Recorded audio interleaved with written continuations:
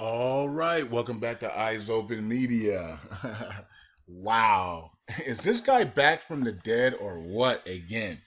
So, Russia, Iran, and other countries were confirming several months back that 99.9% that they had killed this man.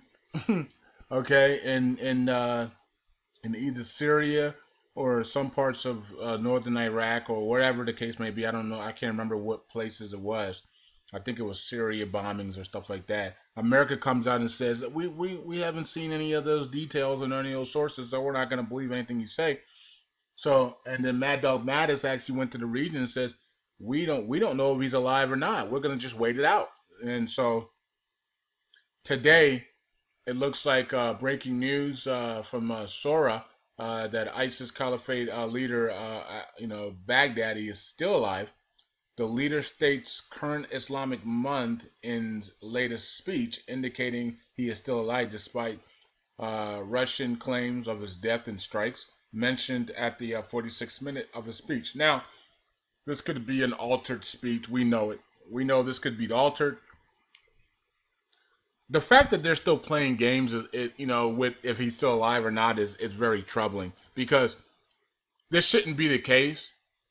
Because Mosul has been done for a long time. We're about to be in October. Mosul has been done, right? But Iraq is still not liberated completely. There's something is not right with that picture. If Mosul was the biggest place left to get done, and then the rest of it was really small areas, and Mosul was done in June. I think it was June, right? June, July, whatever it was, June or July. Mosul was completed, and we're about to be in October. Why aren't those areas in Western Anbar completed by now? And so, because those areas aren't completed by now, we get stuff like this that can come right back up. We don't know if it's true. We don't know if it's false. I did listen to the audio. It doesn't really sound like him. But I don't have a face to put to him as well. He could easily have changed his voice. His voice could have definitely changed under the conditions he's been living in for his survival, eating anything that he can possibly eat in the desert. Or he could have been being very well taken care of by the American government, Syrian government, Iraqi government, the New World Order. Who else? We don't know. We don't know what's going on in the background. One of the reasons why the American troops and a body refuse to allow people into Tel Afar. Interesting that this is coming out after Tel Afar is completed. So they wouldn't allow anybody to go into Tel Afar. The PMU said that Baghdadi was in Tel Afar. And then they waited months and months and months and months, and then they allowed them publicly to go into Tel Afar. So they were hiding something in Tel Afar. Was it him? I don't know. Tel Afar's over, and here he is. So we don't know. Okay, we don't know if this audio is altered. We don't know if they're just playing mind games or mind control. We don't know what it is. Okay, interesting day to put this out. So let's actually go to the audio and let me just play a little bit of it here. مؤسسة الفرقان تقدم كلمة لمولانا أمير المؤمنين أبي بكر الحسيني. That doesn't sound like him. Let's fast forward here and see if يحذرونهم من الشرك قال تعالى ولقد بعثنا في كل That still doesn't sound like him. مكنها من الحكم بشريعته في مناطق. That doesn't sound like him at all. So if you can go back to the old videos of how he sounded compared now, that doesn't sound like him. وبدعم منقطع النظير من عباد الصليب وأذنابهم المرتدين ومما يدل على. But at the same time, he's been through a lot in the last 5 months. So his voice could be altered or have changed because of the conditions he's in. اشترى من المؤمنين أنفسهم وأموالهم بأن لهم الجنة. Okay, so that's an audio. It's 46 minutes of some type of address. And yeah, this is interesting. I think we're gonna have to wait for more confirmations and more maybe some pictures from ICE, the people that are on that are part of ISIS. Maybe they'll come out. People that are part of Daesh will come out and say, yeah, he gave a speech today. If we can see more of that, um, then maybe it'll be confirmed. But just having an audio that could be altered, could be anybody's voice, could be anything, we don't know. Okay, so I just wanted to bring that to you guys that they brought him back from the dead. Okay, and we'll definitely see how this all plays out. Because the thing for me is he dead or is he alive for me? And for me, it's all a game. So it doesn't matter if he's dead or alive. Technically, it doesn't really matter, but it does matter for our investment because what did I tell you guys he was? I told you he was the revaluation, remember? So if he's not dead, that's maybe why we haven't seen anything, okay? So if the man is still alive, that's the reason why we haven't seen the economic reforms, okay? Another thing is, Red Star said, we got to get the whole land of Iraq back before we see anything. So if he's back alive and they're completing the land within now and late November, then that just gives you a clue that he's still alive, okay? There's no economic reforms. There's no revaluation. And I told you guys on this channel, he was the revaluation. And I also believe that now that they're bringing him back, that means that Abadi is going to be making the speech between now and late November. Iraq's going to be fully liberated between now and late November, and he's going to be officially gone between now and late November. And that's when and then that's when possibly we could see a move from Malak, or he'll wait for 1118. Okay, so there you have it. Yeah, interesting, right? Interesting what's going on in developments there. And interesting timing, because to bring him back at this time where Iraq's about to be completely liberated, that tells me that they're going to, even if he is dead in real life, they're going to confirm his real death according to the liberation of Iraq.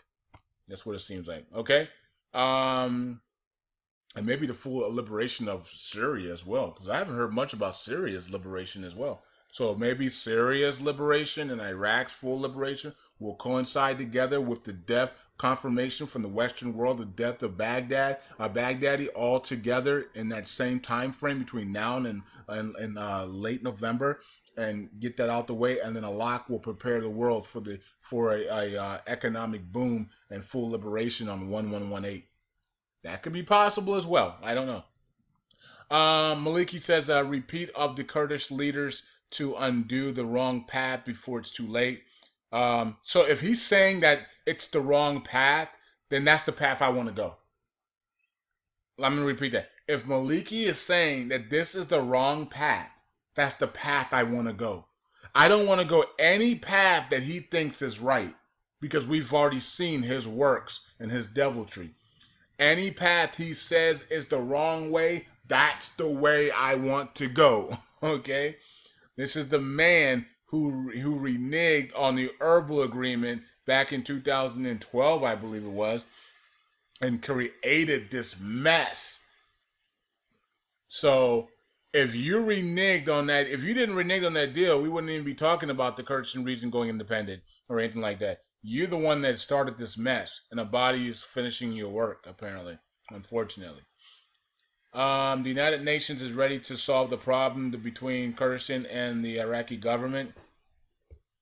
And remember, the United Nations saw this coming. So I can't blame the United Nations, because they saw this coming. They even offered to pay Iraq's full economic reforms.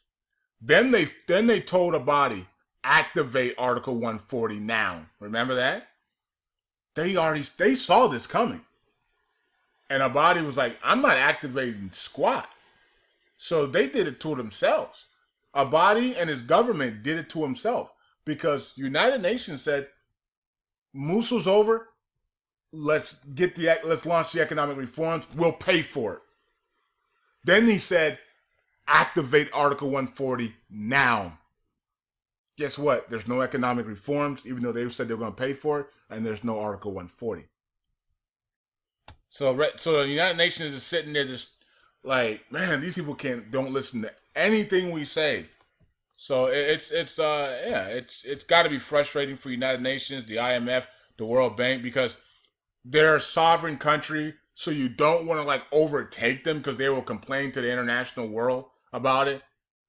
But at the same time, they owe you a lot of money and they're wasting your time and your life. You know, a lot of you people have been in this investment for 10 years. They've gotten old in this waiting on Iraq.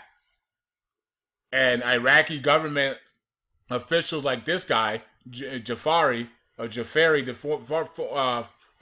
is he? The foreign minister. He's already rich. He's already rich. They fly private planes and all. They're already rich. So as the world is waiting on Iraq, these guys are already rich. They don't care. If I'm rich and I'm flying around in private planes and I'm chilling and my life is good and my family members are all rich and we got 9 houses, 9 mansions all around the world, we got 2 private jets, the government pays for all our stuff, and we live like royalty, why would I care what the rest of the world thinks about our country or thinks about us or wants us to rush the economic reform for everybody else? These guys are rich. They got billions and billions and billions of dollars in offshore accounts. Do you really think he cares about the citizens? like he is telling them it's time. You got to make moves, man. You guys got to make moves. It's time to go. And he's sitting here like, I'm royalty. I don't care about making moves, man. I'm chilling. And that's the problem. That's what the world is facing, is that these guys are so rich at the government level. Which they shouldn't be at the government level, but at the government level, these guys are so rich and corrupt. You tell them to move faster, they're like, man, we ain't trying to move. We're trying to take our time. If it happens within 10 years, it happens within 10 years, man. You know what I mean? Like, they're like, well, hurry up. Everybody's getting old, man. And they're like, man, we rich. We don't care who's getting old, who's young, who old. We rich. You know? And so that's the problem we're having with Iraq. Is that a few are eating while the rest of the world has to wait on them. And you would have thought that Donald Trump by now would have went in there and set them straight and made a visit. And I think one of the biggest mistakes Donald Trump made as a president was not going to Iraq himself. And I know he doesn't want to go until it's complete, until the land is completely liberated. And Iraq releases themselves from the international stage. But in my opinion, Donald Trump made a mistake by not going to Iraq and meeting with everybody and giving them a hard deadline. I think he made a mistake not doing that, in my opinion. Because when they see the chief and commander coming through, it's a whole different ball game. Instead of seeing Kushner and Brett and everybody, hey Brett, you know, like they're so nice. Those, hey Brett, hey, they don't fear them. But if Donald Trump shows up, which I hope he does at some point, make a red-eye flight to Iraq in the middle of the night, like Mattis did. When Mattis came unannounced at one time, oh my goodness, it put fear of God in these people. I mean, my goodness, they were so scared. Because they thought Mattis was coming for their oil. And Mattis said, no, I ain't coming for your oil this time. You know what I mean? So Donald Trump needs to do the same thing. Donald Trump needs to come to Iraq on a red-eye flight, unannounced, and create hell in that country. And bring both sides together and stay there until both sides come together and give him the oil and gas law, HCL, laws, release the lower note and everything like that, and then he leaves. That's what I would do if I was president. The central bank prevents 4 Kurdish banks from entering the currency auctions. Okay, and Donald Trump's gonna have to get, they're gonna have to get this situated as well, because what basically is happening here, the Kurdistan region is still in Iraq. You're hurting Iraq is hurting their own selves, pretending that they're going after the Kurdistan region, but the Kurdistan region is in Iraq. You know what I mean? That's like America. That's like America destroying Chicago or Illinois, right? The state of Illinois, because Illinois doesn't care about it or whatever, or wants to go independent. You destroy Illinois, thinking that America is going to benefit from that, forgetting that Illinois is in America, and you just destroyed like 8 million jobs and all the other things, that the benefits that come with Illinois, tourism and all that stuff. And now you're like, man, where's the money for this? Where's the money for that? Well, it usually comes from Illinois, but you destroyed it, sir. What did I do?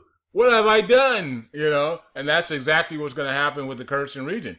If they try to destroy the Kurdistan region, which has the oil and the waters and everything else that the rest of Iraq doesn't have, they have their own unique things that the rest of Iraq doesn't have. Iraq's going to be like, I thought you had funding for that. No, that's the funding that we get from the Kurdistan region. Oh my God. What about that? That's the funding we get from the Kurds.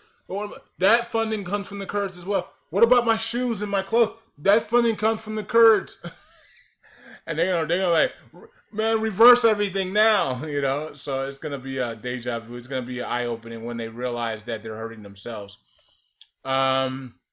Okay, so let's refresh this, because Calvin just posted something. I'm gonna make sure he's on there. Okay, so this is my portfolio for you guys that don't know. All you new people, here it is, my portfolio, because I went through a whole bunch of messages yesterday on my personal page and this page, Currency 365, and everybody was talking about faucets, and they're all right here on the pin post on my profile page, guys and girls. Can't miss it. Let's see here. And this video I did is how will the CBI get the 3-0 notes out of the Kurdistan hands? And there's only 2 options: either by war and killing them, or by releasing the by raising the value so they can bring in those notes. And another option would be the Kurdistan region see that Iraq is going to do war with them, and they just start a massive bonfire, and they just tell all citizens to come and throw the 3-0 notes in the bonfire and just burn it up. So, and yeah, it's like it's either 7 billion or 7 trillion notes that the Kurdistan region have. I think it could be 7 trillion. That's a lot of notes. So if they did something like that, if they burnt that up or something like that, we'd be sitting pretty, really, because 7 trillion notes will just come off the market, and our 3-0 notes that we hold will be 100 times more valuable. So we'll see what they do. We'll see what they do with those notes that the Kurdistan region have, since they are planning on going independent. So we'll see.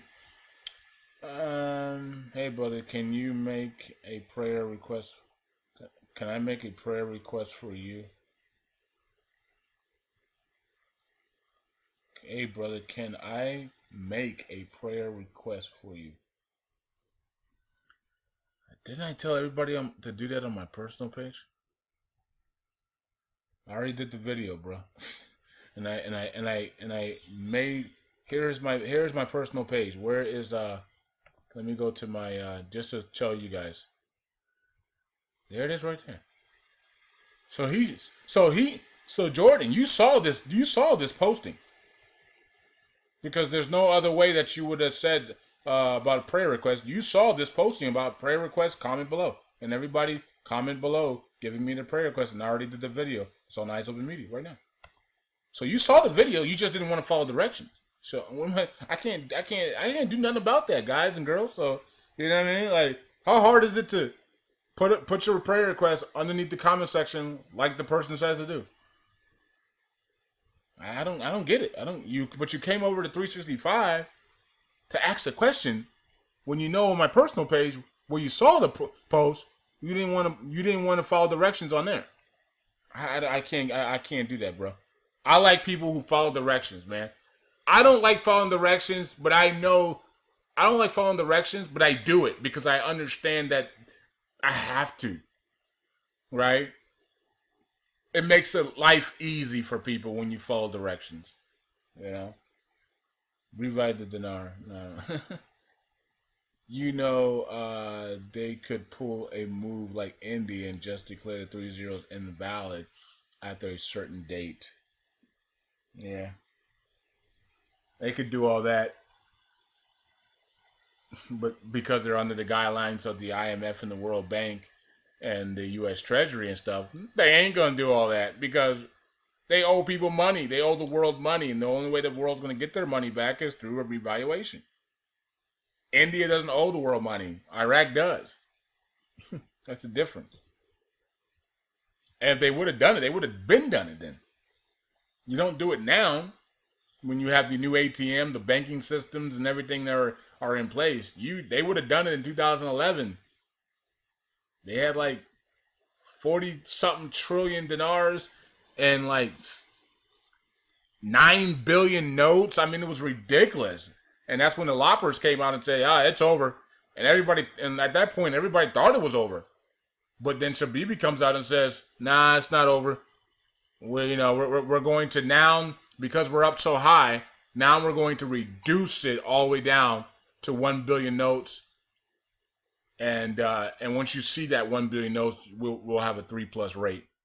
So Shabibi stopped all that. Loppert stopped when he came out publicly and said, no, we're going to now start reducing it. We've done what we had to do. Now we're going to start reducing it and get to a 1 million no count. So, and then that's what happened with the loppers. They all had to really go away when that happened. And then Shabibi also did a live press conference, and people asked him when they're going to RV. He says when the security and stability are right, and when it's the right time with security and stability. So that was the answer straight from the CBI governor, right? So he was saying that and then he came out and said it's time to revalue, and then Maliki locked him up and locked everybody else up. So I mean, how many statements do we need from the Central Bank of Iraq to tell us that they were going to that they had plans to revalue? And then you have the Ministry of what's that? The Ministry of Planning who did the who did the planning information and said that the IQD was worth 125 or something like that to 314 or something like that. So, and then they also had Congress sent letters to Congress about the revaluation of the Iraqi dinar that was supposed to happen. So there's nothing else. I mean, it is what it is. The central bank prevents 4 Kurdish. Yeah, we already talked about that. Let's go up here and see what you guys had to say, and then we'll go to the cryptos and see what's popping. Abadi vows to use law to control Kurds. Use laws to benefit your citizens. How about that? Cutting off your nose in spite your face, Iraq. Baghdad prevents the entry of trucks carrying goods and fuels from Kurdistan to Mosul. Yeah, isn't that crazy? Basically destroying your own self, thinking that you're hurting another region, but you're actually destroying your own country. The head of Kurdistan region, Barzani, on Thursday at the referendum revealed the fact that the federal government against the rights of the people of Kurdistan. Yeah, it does, and that's why they're so embarrassed about it. Abadi's very angry because he saw the results of citizens saying that you guys have not treated us good at all, and that you have not put the reforms out at all. You ain't done nothing for us, and Abadi just went ballistic because he knows that he hasn't. And when you realize the truth hurts. And so it's going to take him at least a week to get over it. That's why I told you guys by Sunday, hopefully Abadi is over it, and he realized that nothing's really changed.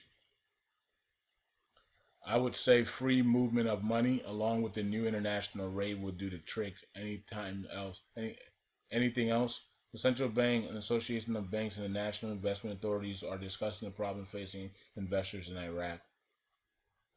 Pete has here that Bitcoin soars back above 4,100 as ECB emits no power to regulate cryptocurrencies. Okay. Okay, so now let's go into the cryptos to finish it off. And my day will be done. I already did the video on Iraq on the main channel. I'm doing this video now, and I did the Back to the Throne, Back to God's Throne prayer video. So check all that out, and yeah, should be good to go. Bitcoin 4143. We're looking for 5,000 here within the next I guess next 72 hours or next 5 days. I guess 1, 2, 3, 4, 5. I'm looking for 4,000 within the next 5 days. Okay, so the bull run continuing up to 5,000 within the next 5 days, in my opinion. So that means the next run, you can see we're on a downturn here, and we're still at 4,100. So so that means the next run up will be 43. Once we break 43 something, that means we're going to 45, and then we'll probably come down a little bit, and then we'll go straight to probably 5,000 before we're oversold, most likely on the charts. Might even go higher than that while we're oversold, because once we're in a power zone and we're oversold, these things can still run up to 6,000, 7,000, regardless. Ethereum sitting here at 298. Ripple at 19 cents. Litecoin up a little bit here at 54.26. And you can see it's on a downward as well. And setting that higher low pattern, and so that means the next price up, we're going to break that 56, and we're going to go to 60, probably 63, 62, and then that's when the big boys are going to step in, and they're going to take it to 100 plus, in my opinion. Dash is at 338. Monero at 96, coming down a little bit. It seems like everything is on a downward range here. As long as they stay higher than this point right here. You see how Musa go? Here's the bottom. That's the top. And then this is a higher low pattern. If this stays higher low here, we're in good shape, because that means we're going to go a lot higher. So if it breaks through that, then of course we're going a lot lower. We're going back lower again. Zcash up. Stratus is up. 10x is down 8%. EOS up 14%. Let's see.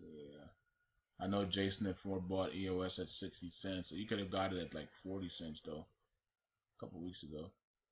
Alright, so DigiByte 0.0149. Okay, it's got to hold that position there, man. It has a higher low in right now. You got your low, your high, your higher low.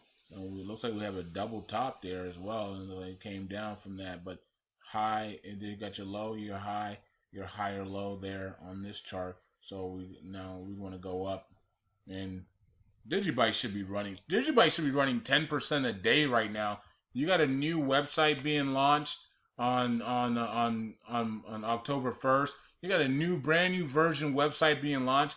We shouldn't have to force DigiByte shouldn't be forced to run here. DigiByte should be up 10%, 15%, 20% every day into the launch. That's not a good sign if DigiByte needs to be forced into this. You know what I mean? Like these other coins are just running without no one saying anything about them and not even covering them. Everybody's covering DigiByte so much, and it's still not. You know what I mean? It's like it's not doing what it's supposed to do. Even when we have good news, it's kind of sucks. You know what I mean? It shouldn't be forced to do anything. ADEX, no one's forcing ADEX to run 17% today after massive days. Like you know what I mean? Like you have a new website coming out and you can't make people money. Like something's not right. So I don't know what it is, but either way, DigiByte should be able to run into the new launch of the website. You know what I mean? And once they launch the website, it might double from there. It's supposed to, but that doesn't mean. But as we can see, people might not care any longer. You know what I mean? People just might not care. So I tell you guys, sometimes sometimes things come and go. Look at OMG. It's at $10. It's not at $20 right now. The month is almost over. I said it was going to hit $20 by the end of the month.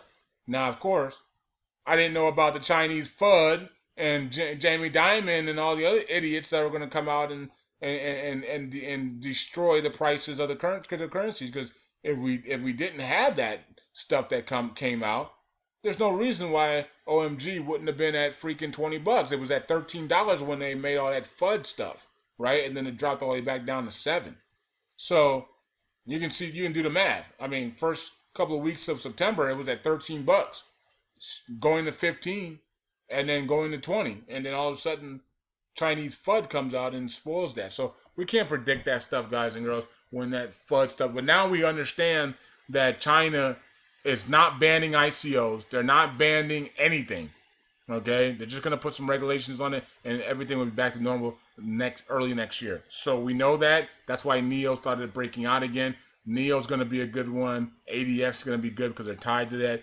Omisogo is gonna have some type of fourth quarter news and a massive Vertasium style run up. Vertasium went to 400, so I'm expecting Omisogo to have some type of that type of run up as well, $100 to $400 range. I'm just gonna keep it in that range. And that would be good money for a lot of us.